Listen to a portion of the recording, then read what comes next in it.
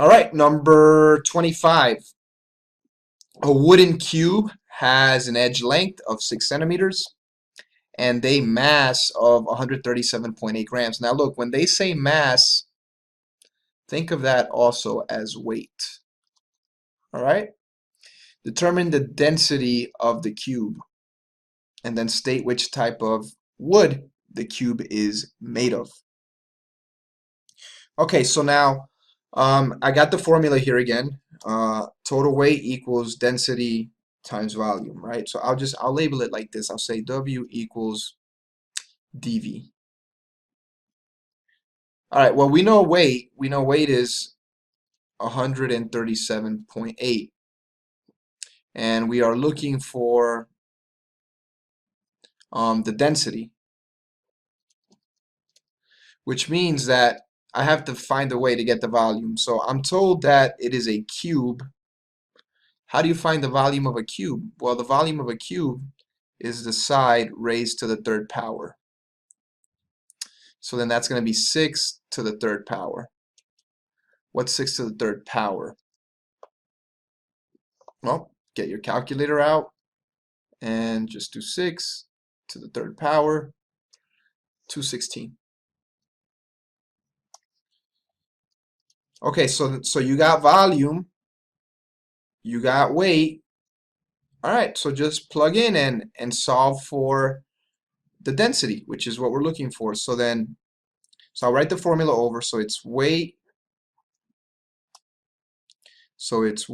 equals dV. So then it's going to be 137.8 equals density times 216, which means we'll have to divide both sides by 216. And what do I get for the density?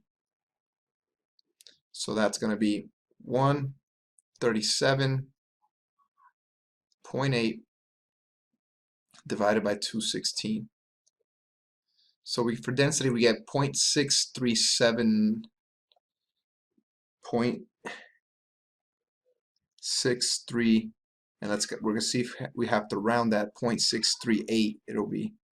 So it'll have to be 0.638. Now what type of wood is that? 0.638 is ash, right? You see it right here. All right, 26. Construct an equilateral triangle inscribed in the circle T shown below. Leave all construction marks. All right, so we need a compass. So let's pull that out. All right, so I got my compass. There it is. Okay, so I got to construct an equilateral triangle. Okay, so first you want to just go ahead and measure the radius of the circle. And I think right about there, that should be the measurement of the radius. And then just go ahead and put your compass anywhere on the circle. It doesn't matter where. I'll go ahead and put it there since I already had a mark there. And you're just going to go ahead and swing yourself a circle. And you know that you're doing it right if you intersected T. So now once you intersect that, you're going to get a point here and a point here. I'll just go ahead and call this point C, and I'll call this point D. Okay, so now what you're going to do is you're going to go ahead and take your compass and you're going to measure CD with your compass. So let's go ahead and do that. So you're going to put the compass point on C, and then you're going to open it so that it's exactly D right there. Cool. All right. Now doing that, you're going to go ahead and you're going to swing an arc. And I'll swing it here. And I'll put it on point D as well. And right there. And so now what I did is by me measuring CD like that, I actually just guaranteed that when I connect from here to here, this length will be the same as CD, and when I connect from here to here, I'll get the same thing. This length will be the same as CD.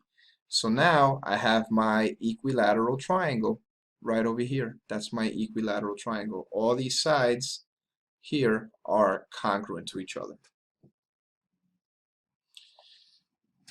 Okay, number 27.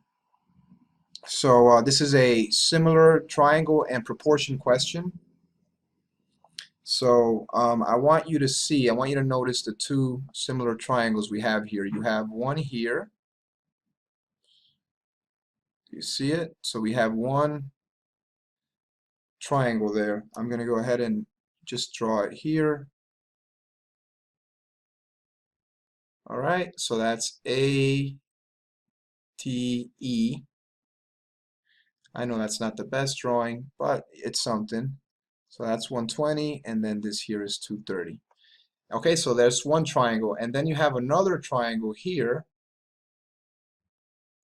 the big one, triangle ABC. So I'll just go ahead and draw that like that.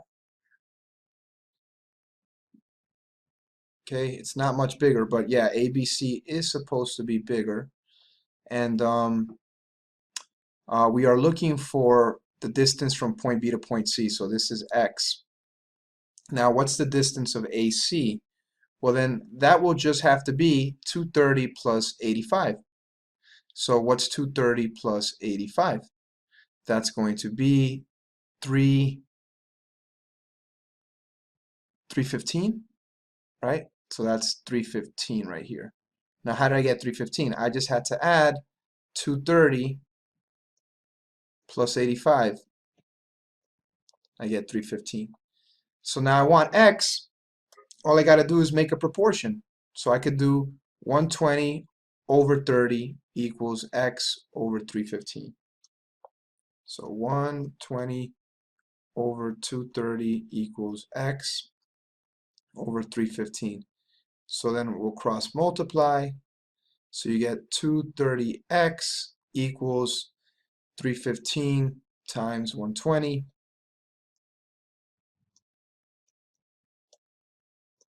And then that's 37,800. And then we'll have our answer. So BC will be equal to that number, 37,800, divided by 230. And that is approximately 164.3. But they want it to the nearest yard, so that means BC is going to be equal to approximately 164. So we get BC is 164. All right, so number 28 says in parallelogram ABCD shown below, diagonals AC and BD intersect at E. Prove that angle ACD is congruent to angle CAB. Okay, so whenever we are given a proof, one of the approaches that I always teach is, what do we know based on what is given? So we are told that ABCD is a parallelogram. So in this case, the parallelogram is the given, right? There are so many things we can say about this figure just because we are told it's a parallelogram. So from that, I know that the opposite lines are parallel, right? These opposite sides are parallel to each other. I also know the opposite sides are congruent. I also know the diagonals bisect each other, a whole bunch of other things. I don't need all those things. I just need this part for the proof. Actually, I don't even need this. I don't even need this that I just erased. I just need that the opposite sides are parallel, the sides CD and AB. Now, why do I need that? Well, because if those opposite sides are parallel, then that would mean that this angle is congruent to that angle because they're alternate interior angles formed by parallel lines cut by a transversal. So then that's my proof. So let's go ahead and write that down. You can do a two-column proof or you could do a paragraph proof like I just did here. It says, since we are given that ABCD is a parallelogram, we know that the opposite sides are parallel. Angle ACD and angle CAB are congruent because they are alternate interior angles formed by parallel lines and a transversal. That's it. So some of these proofs, they're just very straightforward. You can finish them quick. Number 29, triangles RST and XYZ are drawn below if RS is equal to 6 and ST is equal to 14. XY is equal to 9. So I'm just labeling these as I read it. And it says YZ is equal to 21. And then we have angle S is congruent to angle Y.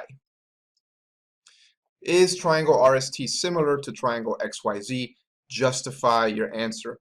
Okay, so look, there are 3 accepted methods for proving triangles are similar. We have the AA method. Then we have the SSS method, which is the SSS for similarity, not to be confused with the triangle congruency one.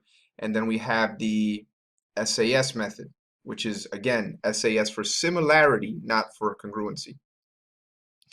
Let's take a look at the information we have, and then from there, determine which is the one that's most appropriate.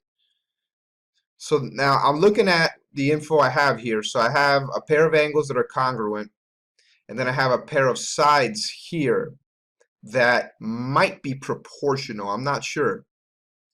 Now, if it turns out that the sides are proportional, and we know that the included angles are congruent, then these triangles are similar. So now it's just a matter of verifying if these sides are indeed proportional.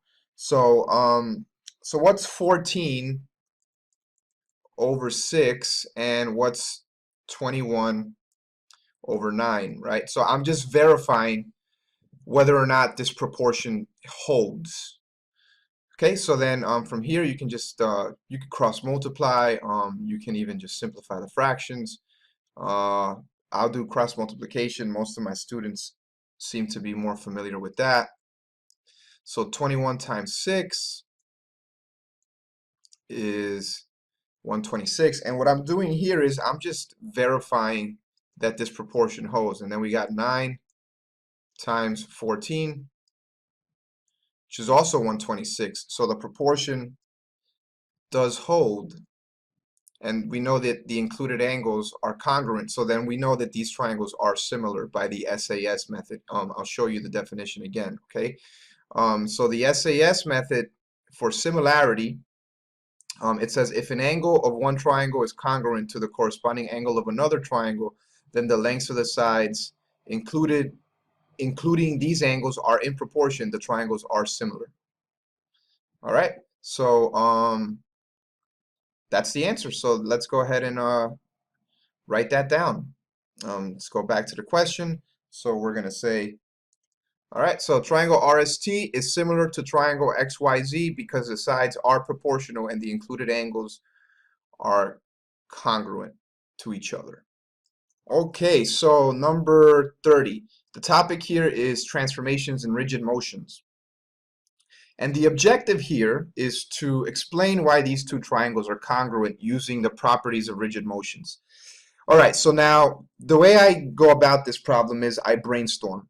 How do I get this triangle ABC to map onto the other triangle XYZ? So if we're talking about rigid motions, then that means that I have to use either a reflection, rotation, or a translation to get it to map from one onto the other. And then also keep in mind that you're going to have to use more than one rigid motion to do it. Okay, great. So then one thing that I may try first is I may say, okay, why don't we reflect this triangle across the x-axis?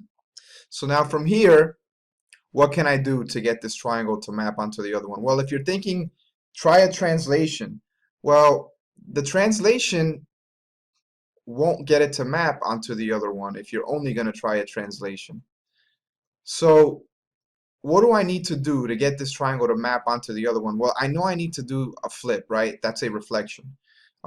Because doing a reflection across the y-axis, to be more specific, we'll get that b prime to map onto the y prime, c prime to map onto z, and a prime to map onto x. And then that's actually going to be my answer. My answer is reflect triangle ABC across the x-axis and then reflect triangle A prime, B prime, C prime across the y-axis to get triangle XYZ. Okay, so look, that's just one way to go about it.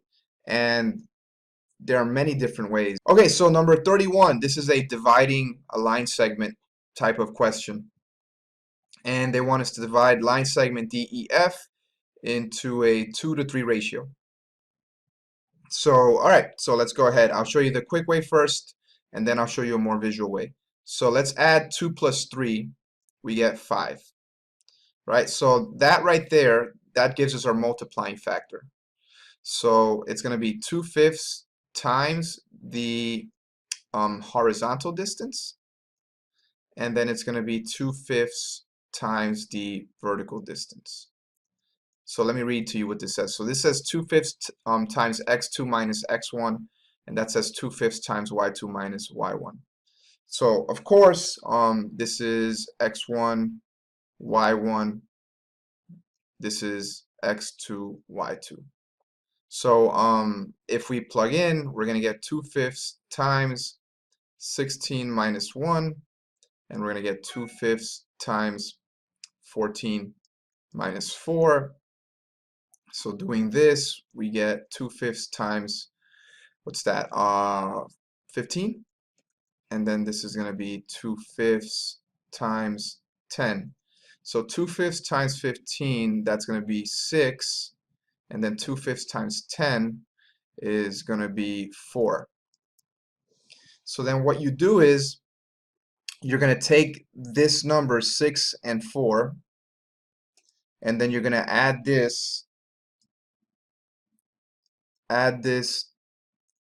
to the x coordinate of the first point, and then you're going to take the 4 and you're going to add it to the y coordinate of the first point also. So all right, so let me show you how I do that. So I got D, it's 1 comma 4. So then I said we're going to add 6 to the x coordinate and we're going to add 4 to the y coordinate. So then our point E is going to be 7 comma 8. And then that is our answer. All right, so that's the, I guess, quick way to do it. Okay, so now let's try it visually. So when I say visually, that means let's use a graph. So we got the point D, it is 1, 4, so we got point D right over here. And we got point F, and that's 16, 14, and then that point is right over here. Okay, so now the objective is we want to get a point somewhere in between D and F that will split the segment into a 2:3 ratio. It will divide the segment in a 2:3 ratio. Okay, so now if you look at the slope of the line, you can see that the slope is up 2 over 3. Can you see it?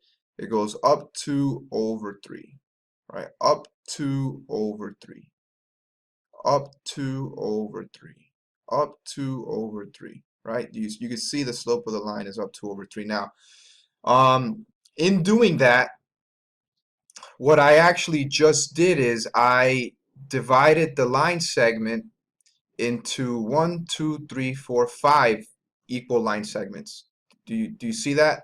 So I have a line segment here, here, here, here, and here, right? So I have 5 equal line segments that make up DF. And that was just simply by doing the rise over the run, in simplest form, of course. So I got five of them. Okay, well then that just makes my job easier because I want to divide it in a 2:3 ratio. So then look, here I got 2 of them, right? And then here I got 3 of them. So then what's the point that divides it in a 2:3 ratio? It's this point over here. The point we got before, it's the 0.78. So then that must be point E. Point E must be 7.8. Right? So this is the visual way of doing it. In order for you to do it this way, you're going to need a graph with enough room for you to plot the points. And then you just find the rise over the run, the slope. And then from there, you could just visually see which is going to be the point that divides it into the given ratio that they want.